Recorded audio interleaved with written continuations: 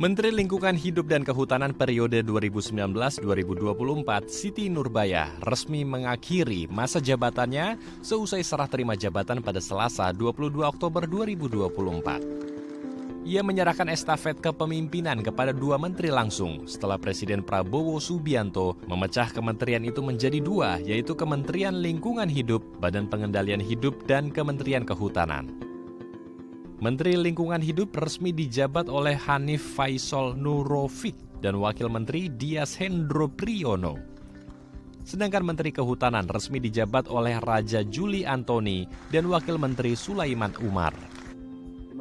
Dalam fokus 100 hari pertama kerjanya, Menteri Lingkungan Hidup Hanif Faisal Nurrofiq akan menyelesaikan rencana perlindungan dan pengelolaan lingkungan hidup. Selain RPPLH, Hanif juga menyebut beberapa prioritas lainnya, seperti penyelesaian tempat pembuangan akhir regional, pengelolaan desa berbasis iklim, serta penanganan sungai-sungai yang mengalami pencemaran tinggi.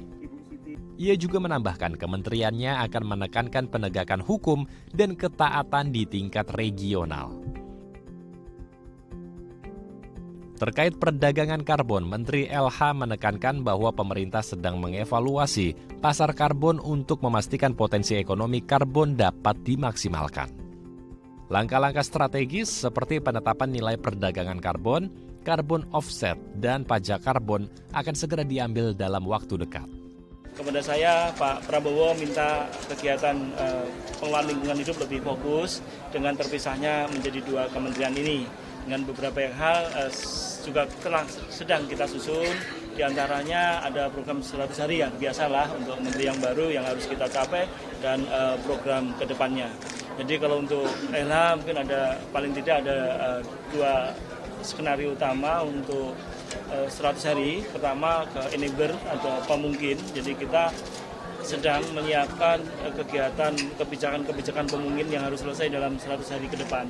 Ada beberapa hal yang harus kita lakukan. Yang paling utama yang menjadi payung semua hukum dari pengelolaan sumber daya alam adalah RPPLH, Rencana Perlindungan Pengelolaan Lingkungan Hidup, dan ini akan final. Sebenarnya draft ini sudah kita gadang dan akan selesai di 100 hari ini. Jadi ada muatan yang dimintakan Pak Prabowo untuk dilakukan pemantauan secara intensif. Kemudian beberapa kegiatan pengelolaan TPA juga akan kami targetkan 100 hari selesai. Kemudian pengelolaan desa berbasis iklim juga kami akan targetkan selesai.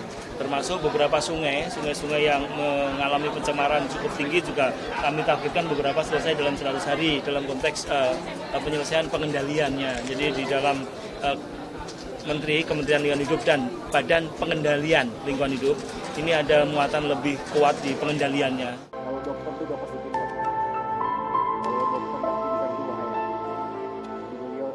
Sementara itu, Menteri Kehutanan Raja Juli Antoni mengatakan kementeriannya akan fokus pada perubahan iklim dan hak masyarakat lokal di hutan.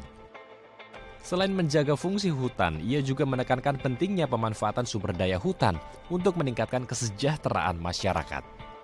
Raja Juli mengaku adanya potensi kebocoran di berbagai sektor, termasuk di Kementerian Kehutanan yang menjadi tanggung jawabnya. Sebagai upaya untuk meningkatkan transparansi, Menteri Kehutanan berkomitmen untuk menerapkan transformasi digital.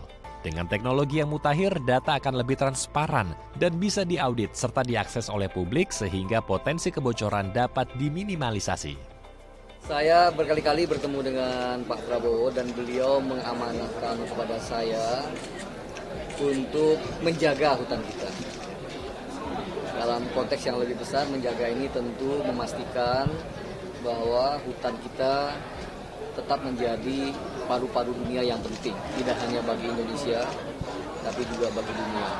Kita mengetahui namanya juga global warming, jadi bukan hanya satu negara atau dua negara yang terdampak dengan isu pemanasan global ini, tapi memiliki dampak terhadap dunia secara global. Nah, kedua, dalam konteks itu Pak Prabowo juga mengingatkan menjaga hutan artinya memastikan bahwa semaksimal mungkin sumber daya yang ada di hutan itu dapat meningkatkan kesejahteraan rakyat. Media Tawadu, Febri Indra, Daai TV.